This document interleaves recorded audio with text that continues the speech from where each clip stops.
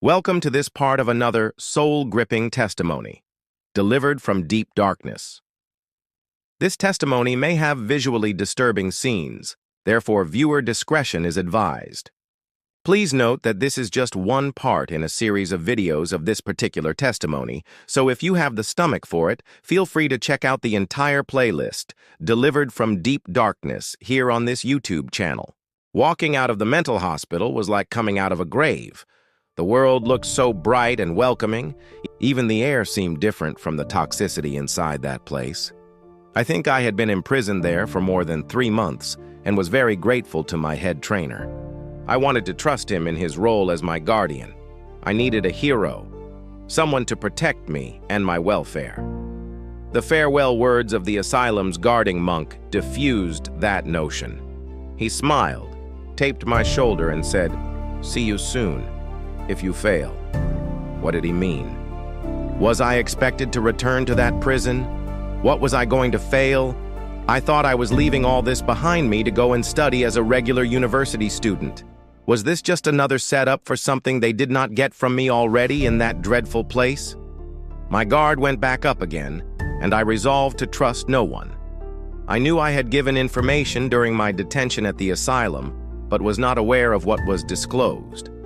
Theodora put on a great act, pretending as if he was honored to be my guardian. He tried to start several conversations with me as we drove through the streets of Rome to the airport.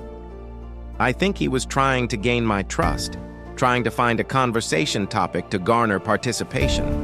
I realized he too was caught in a sophisticated system. He was following orders, working a different angle to manipulate me. I was not going to be a prey anymore.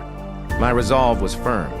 He suddenly ordered the driver to park by the side of the road, pulled me out of the car, and guided me to a mansion a few meters away. The gate opened by itself as if it expected us, but there was no one visible in the compound. As we sat in the tent next to the gate, Theodora held my 2 hands, looked sternly into my eyes, and demanded, "You are not going to do this. I have risked everything to save you. You do not know the price I must pay for your survival. And you are ignoring me like this? You cannot treat me like your enemy and expect me to be your guardian. You must cooperate with me. I know you are high in spiritual potency, but you need me for your next stage." Next stage? Which next stage? At this, I lost control and started shouting my barrage of unrefined thoughts. Next stage. I don't want it. I want my freedom. I want to go home to my territory. I want to die. He understood clearly. I had launched into a suicide mode and would seek to destroy the aircraft in flight as we traveled to Malta. There was a stillness for a time, and then my guardian put his hand over my head and tried to calm my soul, not knowing I was ready for a fight at a higher level. I shifted to a plane higher than him and hit his pitcher so hard that he almost fainted.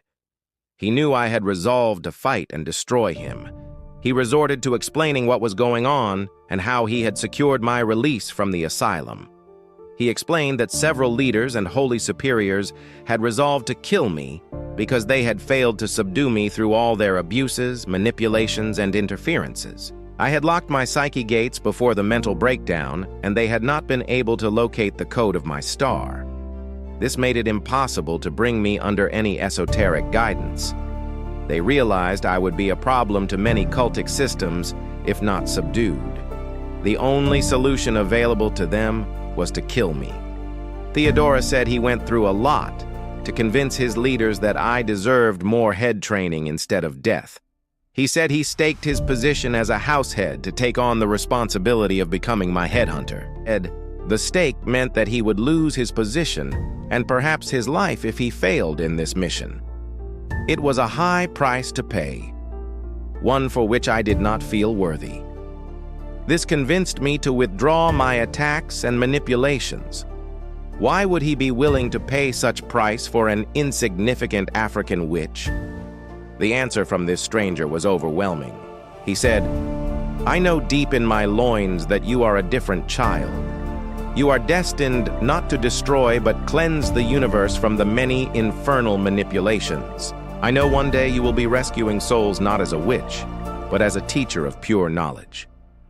I did not understand what he was saying, but his words pumped great energy into my spirit. Now, I wanted to live. His statement of saving soul as a teacher of pure knowledge became an anchor for the rest of journey. I pondered those words all the way to Malta. Every time I wanted to give up, I would go back to these words. They became etched on the walls of my soul and would never be erased. I now had a purpose to live. My destiny in life was now clear. I was determined to face any challenge to reach my purpose. My face brightened, my spirit lifted, and my soul revived.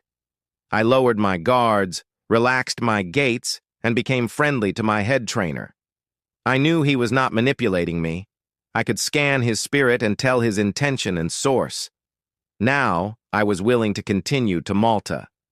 He went into the mansion, came out with 2 big suitcases and a young man my age. He introduced the young man as Felix, who was to be my dedicated servant in Malta. I realized this mansion was my head trainer's station and home in Rome. I later discovered he was a much-respected Jesuit priest, and he owned several mansions all over the world. His many mansions were to become my homes over the years to come. My heart went out to Felix at this initial introduction. I was in desperate need of a friend and was convinced that we could relate to each other's plight.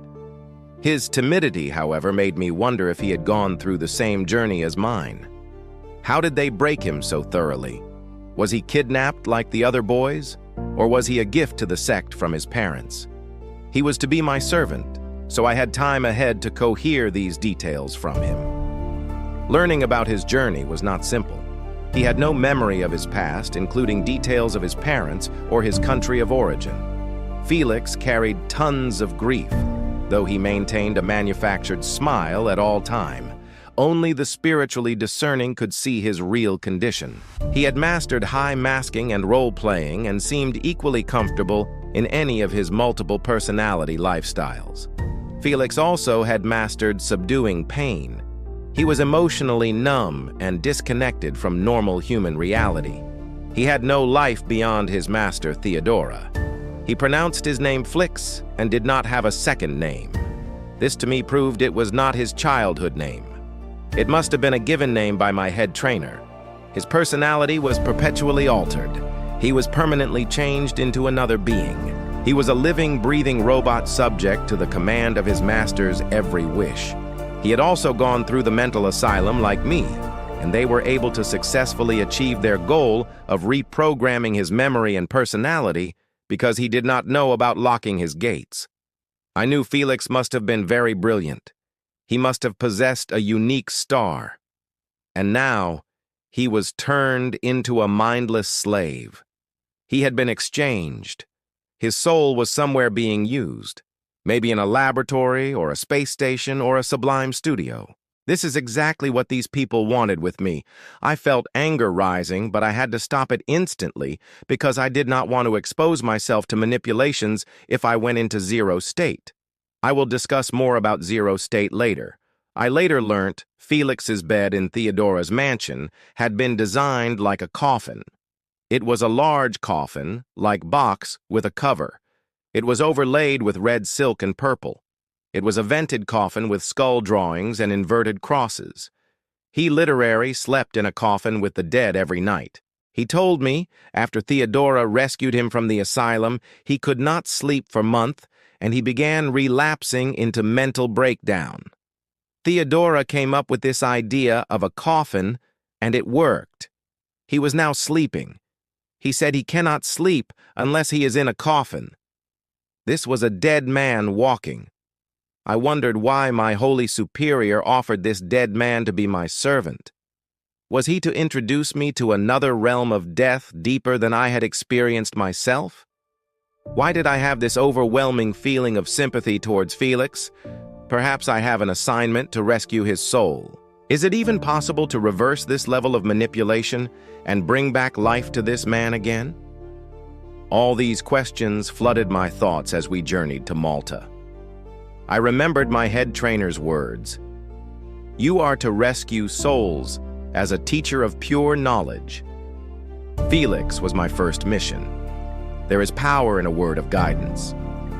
This man spoke just one statement, but it changed my way of thinking. I was no longer a victim, but a champion on a mission. Felix was this new mission. I resolved to secretly undo whatever manipulation was done to Felix and help him regain his memory and personality. I would find out later that Master Jesus defeated and stripped naked this spirit of death on the cross. If you have come this far, chances are high that you are loving this video. Please do me a favor and hit both that subscribe and like button to help this message to spread far and wide. Also, don't hesitate to check out the rest of the playlist Delivered from Deep Darkness right here on this YouTube channel. Thank you for supporting the Wake Up channel. God bless you.